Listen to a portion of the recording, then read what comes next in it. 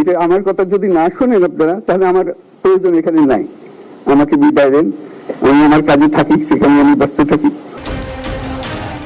9 মাস আগে শেখ হাসিনার পতনের পর 2024 সালের আগস্টের 8 তারিখ প্রধান উপদেষ্টার দায়িত্ব লইত যখন প্রফেসর ডক্টর মোহাম্মদ ইউনূস দেশত আসছিল, তখন তিনি হইল যদি আর হতানো ফুনন তলি আরে বিদায় দন। যদি আমাকে প্রয়োজন মনে করেন, তাহলে আমাকে প্রয়োজন মনে করলে আপনাদের দেখাতে হবে যে আমার কথা আপনারা শুনুন। আমার কথা না শুনলে আমার কোনো প্রয়োজন নাই। আমার প্রথম কথা হলো, আপনারা বিশৃঙ্খলা থেকে দেশকে রক্ষা করুন, আপনারা সহিংসতা থেকে দেশকে রক্ষা করুন। অন্তর্বর্তী সরকার গঠনের পর বিগত 9 মাসে বাংলাদেশের মানুষ বহুত কিছুই দেখি। নানান যৌক্তিক অযৌক্তিক দাবিত একের পর এক আন্দোলন, মব সন্ত্রাস, বিভিন্ন রাজনৈতিক দলের ছত্রছায়ায় সাদাবাজি, সন্ত্রাসী, দখলদারিত্ব, বিচার ব্যবস্থাত হস্তক্ষেপ সহ গৈটি মাজারত হামলার মতো ঘটনাও। শুধু তাই নয়, প্রধান উপদেষ্টার বাসভবন যমুনা ঘেরাওয়ের মতো ঘটনাও গৈটি বহুতবার। বাংলাদেশের রাজনৈতিক অঙ্গনত খুব দ্রুততার সাথে একের পর এক ঘটে যাওয়া এইসব ঘটনার মধ্যে সর্বশেষ নতুন সংযোজন অন্তর্বর্তী সরকারের প্রধান উপদেষ্টা অধ্যাপক মোহাম্মদ ইউনূসের পদত্যাগের গুঞ্জন। ঠিক 9 মাস পরে কি এমন ইয়ে প্রফেসর ইউনূসের পদত্যাগের গুঞ্জন উঠটি। তবে গত কয়েকদিনে বাংলাদেশত ঘটে যাওয়া ঘটনা প্রবাহীন খুবই উদ্বেগজনক বলে মনে করে রাজনৈতিক বিশ্লেষক। শুক্রবার মে 23 তারিখ প্রধান উপদেষ্টার পদত্যাগের গুঞ্জনের পরের দিনই আমার দেশ পত্রিকার লিড নিউজ গড়িয়ে আগামী 48 ঘন্টা দেশের খুবই গুরুত্বপূর্ণ। এই সময় যে কোনো বড় ঘটনা ঘটিবার আশঙ্কা দেখা দিয়ে, বিশেষ করে নির্বাচন, বন্দর ও রাখাইন করিডোর লই বিভিন্ন গণমাধ্যমত প্রকাশ হওয়া সেনাপ্রধানের বক্তব্য, ডিসেম্বরের মধ্যে নির্বাচন লাই বিএনপির অব্যাহত চাপ, বিএনপির স্থায়ী কমিটির সংবাদ সম্মেলনত 3 উপদেষ্টার পদত্যাগের দাবি এবং দক্ষিণ সিটি কর্পোরেশনের মেয়র পদ ইশরাক হোসেনের শপথ ফরাবের আদেশ সহ আন্দোলনত প্রথম সারিত তাহা ছাত্রদলের ফোঁয়ারে অন্যান্য রাজনৈতিক দলের দূরত্ব ইয়াক মিলিয়ে পরিস্থিতি আরো গুলাটে উঠছে। প্রধান উপদেষ্টার পদত্যাগের গুঞ্জনের বিষয়গান বুধবার শুরু হইল। গতকাল বৃহস্পতিবার সন্ধ্যায় প্রধান উপদেষ্টার বাসভবন রাষ্ট্রীয় অতিথি ভবন যমুনা জায়রে সাক্ষাৎ করছে জাতীয় নাগরিক পার্টির আহ্বায়ক নাহিদ ইসলাম। সাক্ষাৎ শেষে তিনি বিবিসির জানাইয়ের অধ্যাপক ইউনূস পদত্যাগের বিষয়ে ভাবেন। একদিন সন্ধ্যায় জাতীয় নিরাপত্তা উপদেষ্টা সহ অন্তর্বর্তী সরকারের বিতর্কিত উপদেষ্টা সরাবের দাবি তুললি বিএনপি। এর আগে স্থানীয় সরকার উপদেষ্টা আসিফ মাহমুদ সজীব ভুঁইয়া ও তথ্য উপদেষ্টা মাহফুজ আলমের পদত্যাগের দাবি জানাইয়ে ঢাকার রাজপথত বিক্ষোভ করছে বিএনপি নেতা ইশরাক হোসেনের সমর্থক। অন্তর্বর্তী সরকারের যে সমস্ত উপদেষ্টাগণ একটি নূতন রাজনৈতিক দলের সাথে প্রত্যক্ষ ও পরোক্ষভাবে জড়িত বলে সবাই জানে ও বুঝে। উপদেষ্টা পরিষদে তাদের উপস্থিতি সরকারের নির্দলীয় নিরপেক্ষ পরিস্থিতিকে ক্রমাগত প্রশ্নবিদ্ধ করে চলেছে বলেই সরকারের ভাবমূর্তি রক্ষার্থে তাদেরকে অব্যাহতি দেওয়া প্রয়োজন।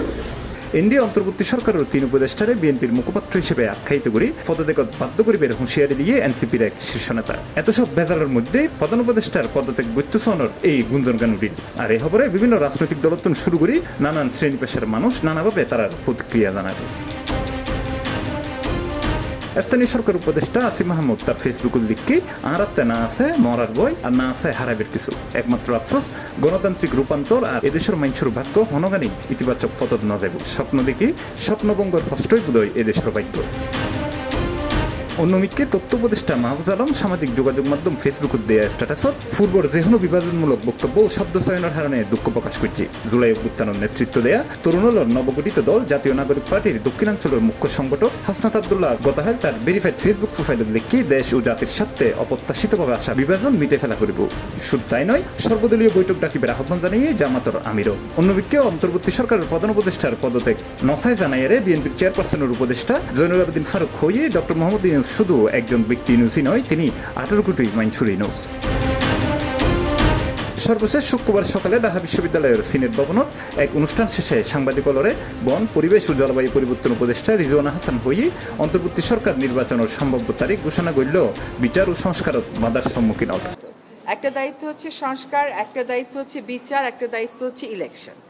শুধুমাত্র ইলেকশন করবার জন্য তো আমরা দায়িত্বটা নিইনি, যেটা আরো 2টা দায়িত্ব আছে, আমরা সেগুলো আসলে পালন করতে পারছি কিনা।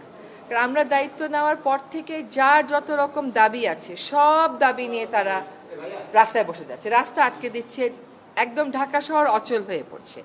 সেই অচল অবস্থা নিরসনে আমরা কিছু করতে পারছি কিনা। তো এগুলো আলোচনা করে যেটা আমরা চিন্তা করলাম যে আমাদের এই দায়িত্বটা কিন্তু জাতীয় দায়িত্ব, এবং আমরা তো আগে থেকেই বলছি যে আমরা ক্ষমতা নেইনি, দায়িত্বে আছি। এই দায়িত্বটা পালন করা তখনই আমাদের পক্ষে সম্ভব হবে যখন আমরা সকলের সহযোগিতা পাবো। এর মধ্যেই বাংলাদেশের অন্তর্বর্তী সরকারের প্রধান উপদেষ্টা মোহাম্মদ ইউনূস পদত্যাগ গৈত্যনুগুলি ফেসবুকত স্ট্যাটাসের মাধ্যমে জানাই তার বিশেষ সহকারী ফয়েজ আহমেদ তৈয়ব, যদিও পরে তিনি স্ট্যাটাস গান ডিলিট করে ফেলে এবং তার এই স্ট্যাটাস লই খবর প্রকাশ নগরীবের অনুরোধ জানাই তিনি আরও একখান পোস্ট দেয়। তিনি হইয়ে আগের স্ট্যাটাসগুলো তার ব্যক্তিগত মতামত ছিল, ফলে প্রধান উপদেষ্টার পদত্যাগের বিষয়গান এখনও সেই গুঞ্জনিতা এগিয়ে।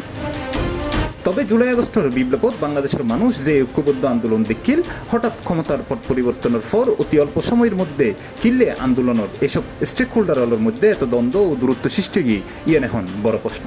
অনেকেই মনে করে ক্ষমতার লোভ ও অর্থর লোভে তারা এক অপরের পিছনে লাগি। তবে প্রধান উপদেষ্টা ডক্টর ইউনূস আদৌ কি পদত্যাগ করিব নাকি নগরিব তা এখনো নিশ্চিত ন যায়। কিন্তু বোধকে হর বাংলাদেশের রাজনীতির এক গভীর কালমেঘ অবস্থান করে জিএন রূপ লইতারে ভয়াবহ দুর্যোগ। C+ TV, Chittagong.